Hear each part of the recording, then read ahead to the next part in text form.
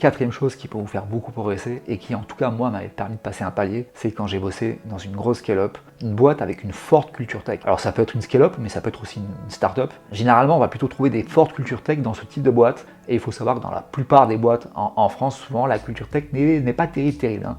C'était une boîte télécom, donc voilà, déjà très technique. Alors le niveau était disparate, mais au poste clé, les gens pensaient bien. Management, CTO, l'architecte système, et il y avait quelques seniors ingénieurs. Et donc de travailler dans une boîte à ce niveau-là, ça vous permet de vous rendre compte de votre véritable niveau. C'est après cette mission que je me suis mis à apprendre les fondamentaux en ingénierie logicielle. Il y avait 2-3 meetings par jour, donc agile dans les règles de l'art, hein, c'était en Scrum.